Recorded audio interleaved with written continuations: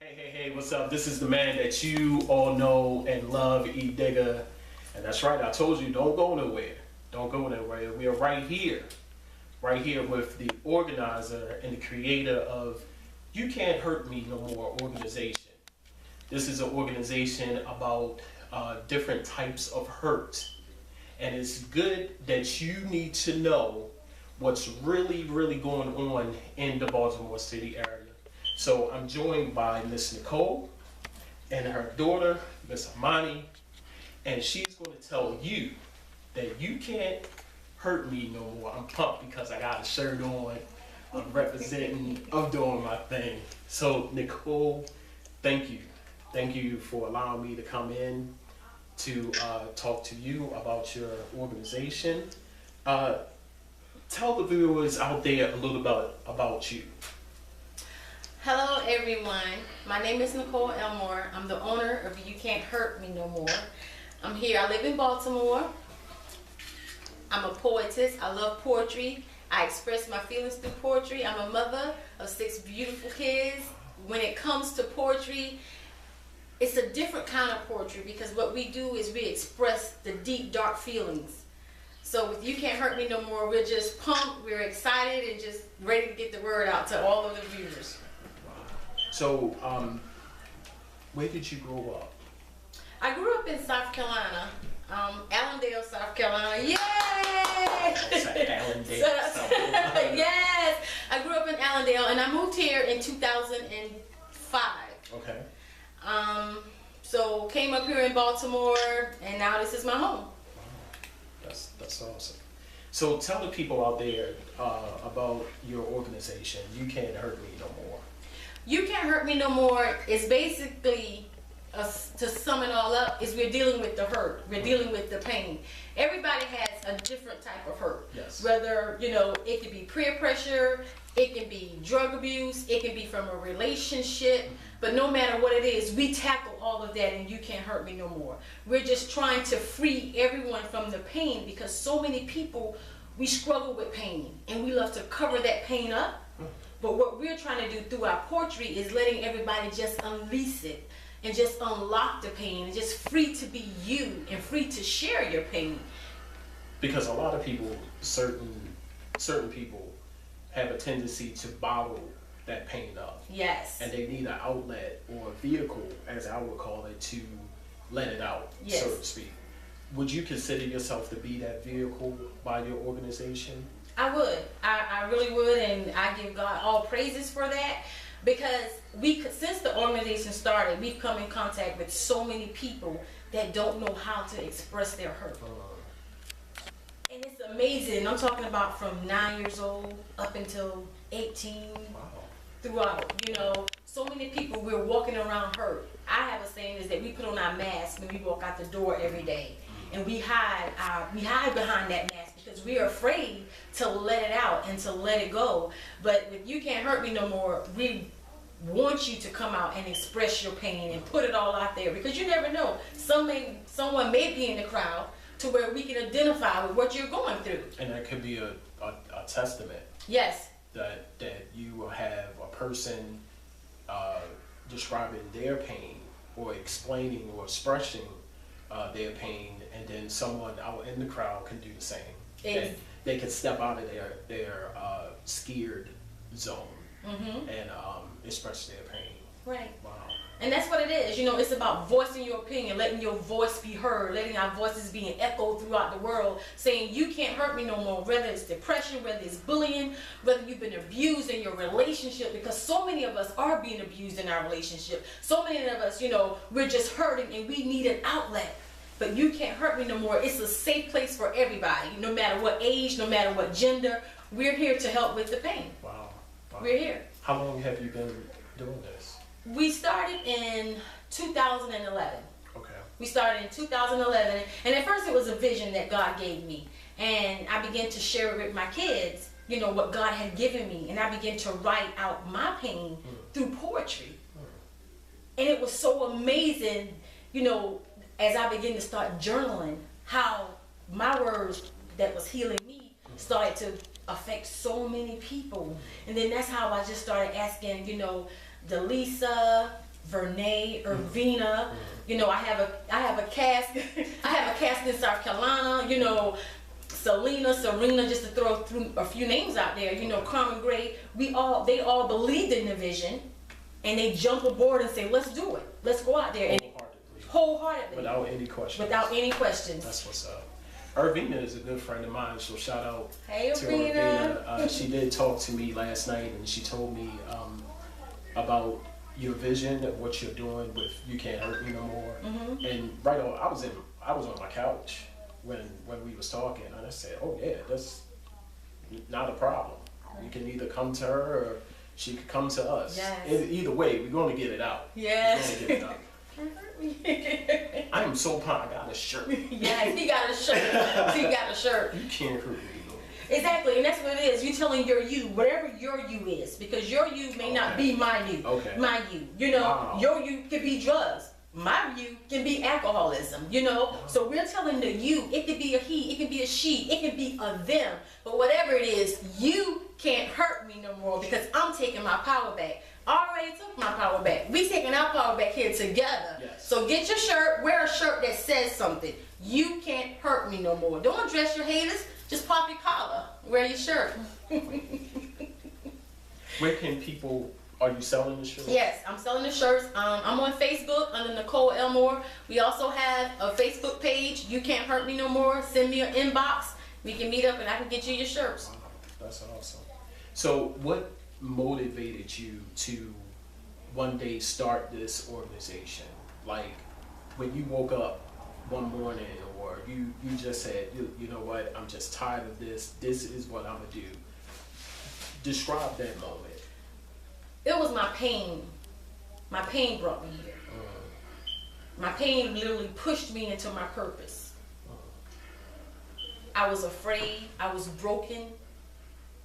But my pain was like, you gotta tell people. You gotta tell people, even if you fall down, you can get back up. No matter what you're facing, you can get back up. And I wanted people to know that. I wanted people to say, you know what? I fell down, but I can get back up. Yes. You know what I'm saying? Yes. I hit rock bottom.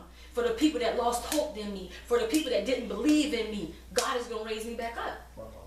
So it just prompted me just to go out there, and started with just me and my 6 kids in the home. We just started out, and I just started, writing down my ideas. And like I said, we're having all the ladies on board here and in South Carolina. We was like, let's just do it. And we all find healing in it ourselves as we are quoting the poems. You know what I'm saying? We in just bringing it to life, and to have young men just to come up and say, wow, that's awesome. You touched me with that. And this is not just a woman's No, it's organization. for men This too. is a men's, and that's what I learned on my way over here. And that's awesome because a lot of times it's very rare. Don't leave the men out. Sorry. You don't hear about organizations for both. You just hear it for the women. But I'm glad that you said this for the men as well. Yeah, because men hurt too. I was talking to one of my friends, and he said, Nicole, he said, men hurt too. They just have a different way of expressing it. We just had a launch party in November, and we had standing room only. Yeah. And to hear the men get up and talk about their pain, that was moving for us. There was a person that you had mentioned. You said that he got up personally and came to you. Yes. Share that experience. I'm getting teary-eyed because he walked up to me after the show. Okay. And he said, I just want to say I really enjoyed your show. And he said, I never knew women hurt as much as they do. Wow. He said, so I'm going to go home and I'm going to tell my fiance that I'm sorry for hurting her. He said, I'm going to go back and be a better father to my daughter because I know what it is that she needs now. But he said, because I grew up without a father. And sometimes we don't get to the root of the problem. We got to get to the root of the problem. And as we go along, we're learning and we're getting better and we're getting stronger, and we're saying, you know what? I can overcome this no matter what it is. Wow. But to have men stand up and say, I love what you're doing, that was empowering for me. That was an empowering moment for me. I think that was like, keep going, you know what I'm saying? Just keep going because people believe in it. And a lot of people need healing. And sometimes healing come in different ways. It does. We look for it one way, but it may come through a different way. Yes. We are joined by your daughter, Imani. Yes. Give me your opinion, just by being with this organization, being with your mom. Tell me what that feeling is like. I don't know. I'm not sure how to describe it, but I like what she's doing because she's finding a way to like she said, voice her own opinion and get people to become like I won't say a part of her, but a part of like everything. It's for everyone. So on this journey where it's pretty, I like it because I've seen her grow a lot. Because at first, like when she did start, it was just for one man. I told her maybe we should like expand it because a guy that comes to your show is gonna be like, all right, so why am I here? It's just like male bashing. So I told her like maybe we should like get some men. And then her next show, she took my advice and she put a male. And it was really good. Like the man, he did a really good job. So this journey, it's been a good journey. Like I like watching her grow and everything. So I like it. That's awesome. Yeah. That's awesome. And his name is Marvin McKnight. We call him Red in Allendale. Shout out to you. Shout out to Red. I hear that. You do poetry. Yes. Grace us with some poetry right now. It will be my pleasure. And also, I have a message for you. Shout out to DK Rose. We just came from her to do an interview, and she gave us your blessing, her blessing. Wow. To continue to do what you do. She heard about your organization, very nice organization, wonderful. So she gave us her blessing to give to you. Wow. Thank you. Shout out to DK Rose. Thank you. Blessings to you. Thank you. I look forward to meeting you one day. Yes. Thank you. So, honor the viewers out there at Charm City Direct TV with some of your poetry. This is one of my favorite pieces. It's called My Life is at a Pause. I wrote this sitting in my car. And this is a very powerful piece for me. So I hope you enjoy it. What are you looking at? What are you looking at? I'm talking to you. What are you looking at? My life is at a pause. And somebody forgot to press the play button on my life. They left me here broken, bruised, and wounded. I'm a prisoner in my own mind. And I'm screaming for help, but no one can help me. My silent tears are screaming loudly, but why won't you help me? I'm stuck. My life is at a pause. Someone help me. Someone come rescue me. My life was at a pause, and I realized that I was the person who forgot to press the play button on my life. My life is at a pause, and now I'm pressing the play button. Thank you. And that was just a little snippet of it, but that was because my life was at a pause.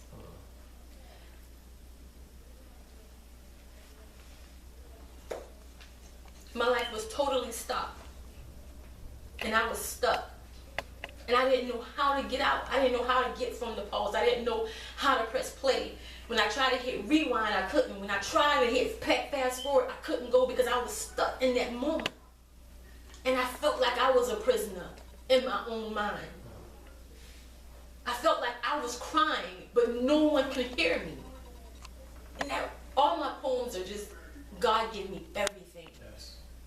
Wow. Because I couldn't have come up with my life was at a pause and somebody forgot to press the play button. It's strange that you mention that because I think everybody go through that. Because at a point, my life was at a standstill, like suddenly. I lost my job. I just had a child. And the worst thing for a man to do is to tell their significant other. And when I did it, it just hit rock bottom. And I was at a stand. I was calling people. I didn't have nowhere to go. And your closest friends turned their backs. But it was by the grace of God that at a perfect time, he came right in and he gave me a job. He provided a job for me. And I was able to start work and get back on track with life. So your message is everybody can relate to that. Definitely. Yeah. Wow. And I mean, when we all come together, and I just wish the whole entire Yes. cast was here, Yes. but they're not here. But you can check them out on Facebook. But everybody brings themselves into it. Okay. You know, everybody embraces it. And the thing about it is that you can just be yourself. There's no more pretending. There's no more pretending somebody that you're being someone that you're not. We don't do that. Okay. We're releasing the true person Yes. that you are. Because you have to. Yeah. You have to. Yeah. Wow. What's next for you and the organization? We're planning, well, we have some upcoming events. We're going to be in North Carolina in March. Wow. So we're excited about that. Okay. We'll keep you posted. We're just waiting for some other venues to be confirmed. So, but we're excited.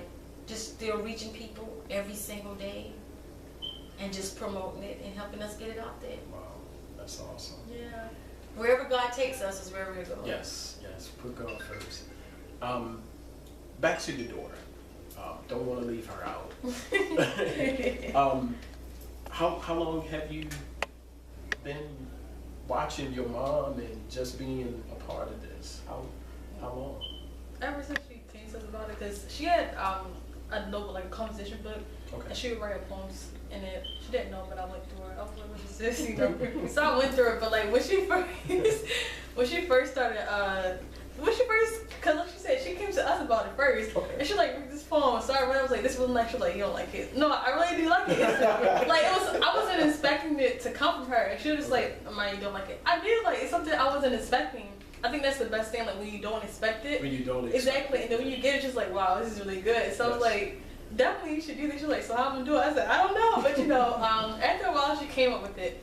But yeah, I've been on board since she came to us about like she started like right here, like composition book. Like it was like really thick. I'm not sure if she still has it, but it was a really thick book. And she wrote a lot. Like she always used to be in her bed just writing. Like that's the only thing she did was write. So Yeah. it was like finally when she was able to get these poems out, it was really good. She has like poems back to back. Like where you come up with these poems from? I got a book, you know. And she'll type them up, and there it is. It's like right there. Wow. So Wow. that's the best thing. It was really funny. But That's awesome. yeah.